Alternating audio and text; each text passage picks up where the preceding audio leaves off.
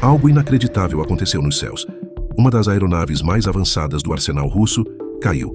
Não por falha técnica, não por acidente. Foi abatida. E o recado foi claro. Ninguém está seguro, nem os gigantes. O que parecia impossível agora é realidade. E o mais impressionante, esse ataque faz parte de uma operação muito maior, muito mais ousada e muito mais inteligente do que você imagina. Fica comigo. Nos próximos minutos você vai entender como a Ucrânia desmontou o orgulho da aviação russa, não com força bruta, mas com estratégia.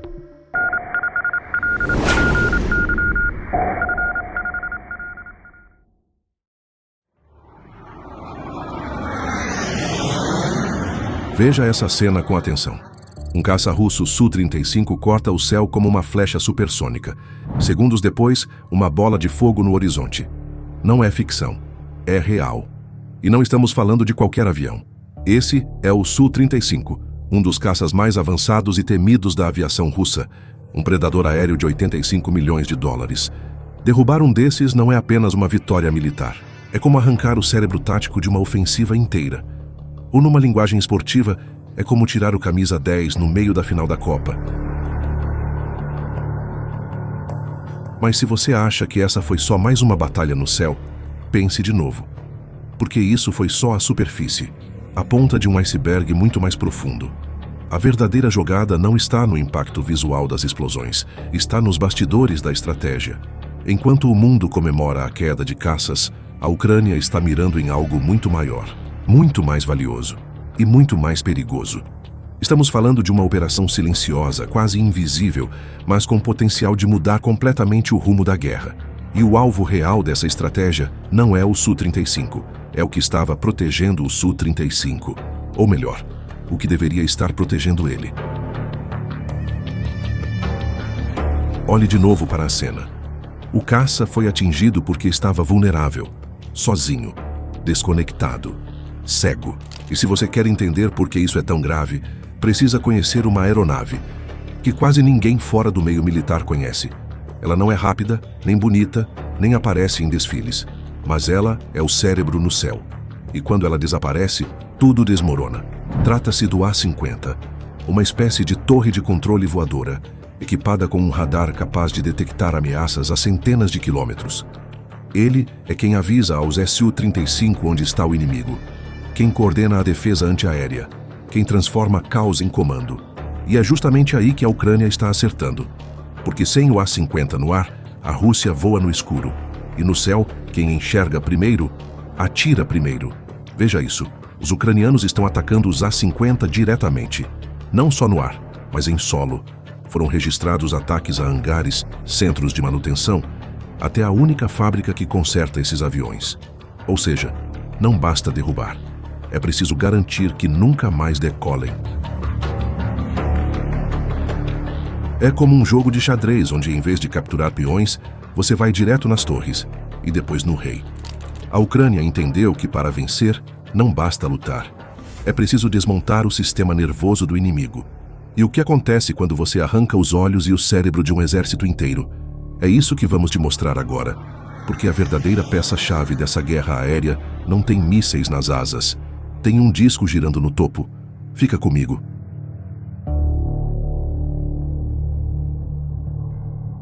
Agora que você entendeu o impacto da derrubada do Su-35, é hora de revelar quem realmente está no centro dessa guerra aérea, o A-50.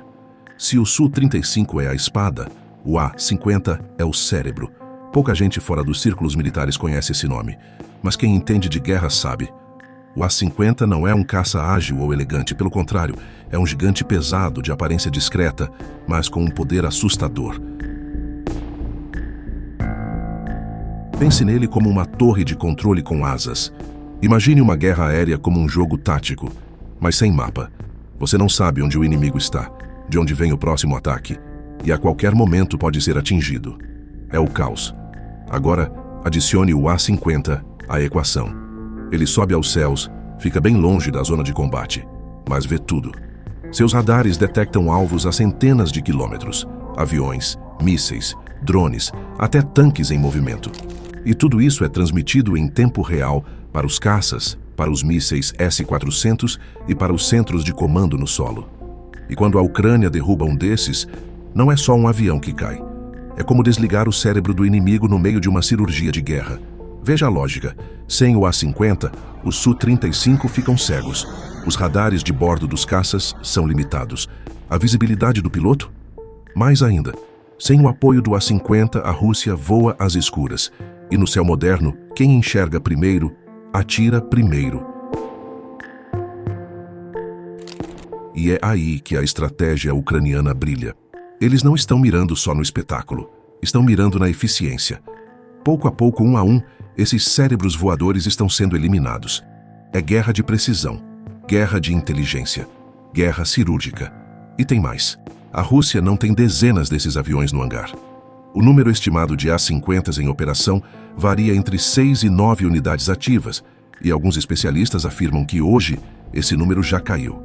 São alvos caros, lentos e difíceis de proteger. Cerca de 330 milhões de dólares cada. Um prejuízo estratégico e financeiro colossal. E como se não bastasse, a Ucrânia foi além. Não se contentou em derrubar os A-50. Eles atacaram a única fábrica capaz de consertá-los e produzir peças de reposição. Sim, você ouviu certo. A única.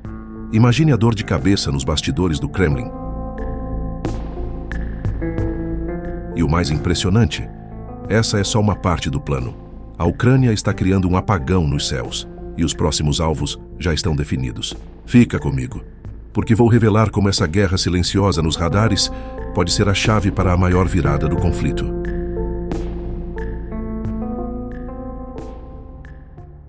Agora que você entendeu o papel central do A-50 na guerra aérea, é hora de mergulhar na campanha secreta que a Ucrânia vem executando. Uma operação que ultrapassa a destruição de aeronaves. Trata-se de cegar o inimigo, literalmente. Tudo começou em fevereiro de 2023, com um ataque que parecia improvável. Civis bielorrussos, contrários ao regime aliado de Putin, conseguiram infiltrar drones em uma base aérea e atingiram um A-50 em solo. O impacto foi muito mais simbólico do que material. A mensagem era clara. Esses gigantes podem ser tocados. Mas a Ucrânia leu esse episódio de outra forma. Viu nele uma brecha, um sinal de que a Rússia dependia demais de um recurso escasso e vulnerável. Porque no início da guerra havia apenas 16 aeronaves A-50 em operação. E para manter vigilância mínima sobre a longa linha de frente, especialistas estimam que seriam necessários pelo menos 9 aviões voando em rotação constante.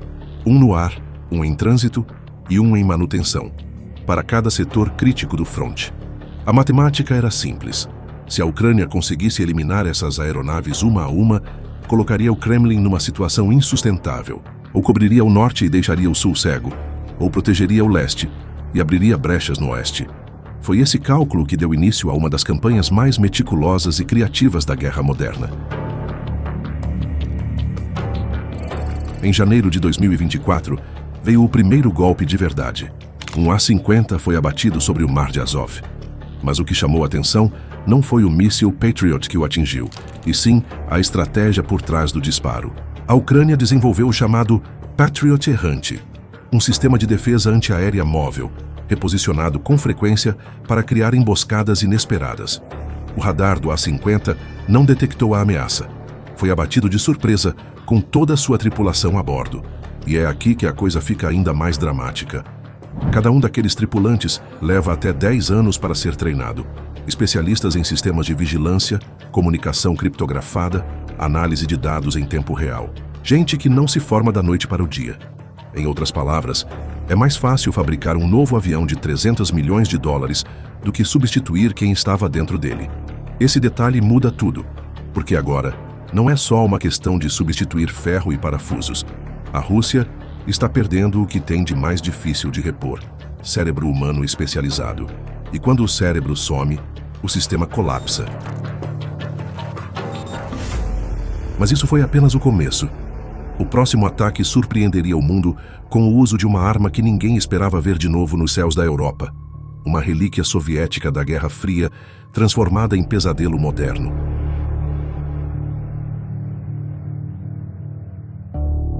Um mês depois da emboscada com o míssil Patriot, o Kremlin ainda tentava entender como havia perdido um de seus principais ativos de vigilância. Mas antes que pudesse reagir, a Ucrânia deu outro golpe, e dessa vez usando algo que ninguém esperava. A arma não veio de um arsenal moderno, mas de um passado empoeirado, o S-200, um míssil soviético dos anos 1960. Sim, um sistema que muitos países já consideravam peça de museu. Mas a Ucrânia não apenas o reativou, ela o modernizou. Instalaram novos sistemas de guiagem, adaptaram o software para padrões contemporâneos e criaram um híbrido letal, tecnologia antiga, cérebro novo. O resultado foi catastrófico para a Rússia. Um segundo A-50 foi derrubado. O radar de 360 graus que o tornava um olho voador virou uma carcaça em chamas, e junto com o avião, mais um grupo de operadores altamente treinados foi perdido. Fontes de inteligência relatam que a maioria dos tripulantes desses aviões são engenheiros de elite, especializados em guerra eletrônica e vigilância de longo alcance, uma formação que pode levar até uma década.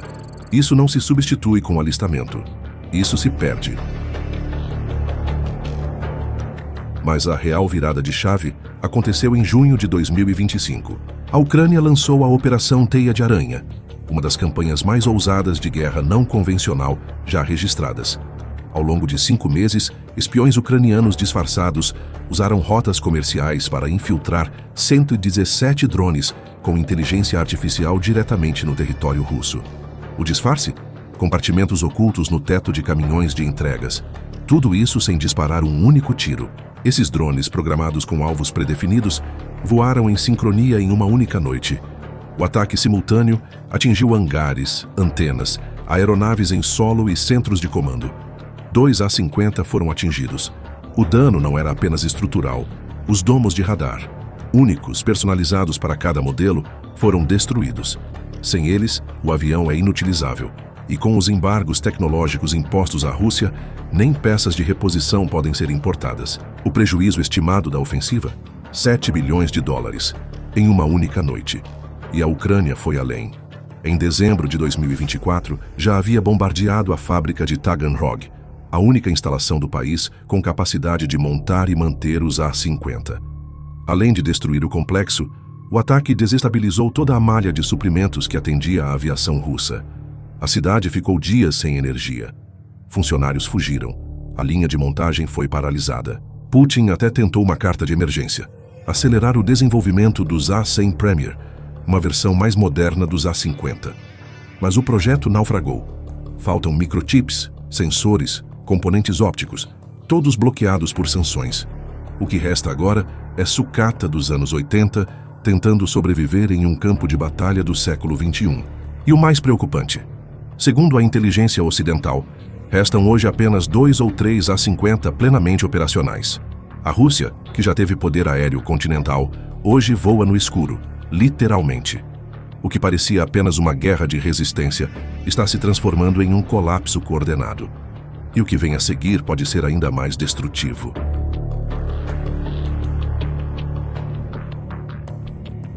Deixe sua opinião nos comentários.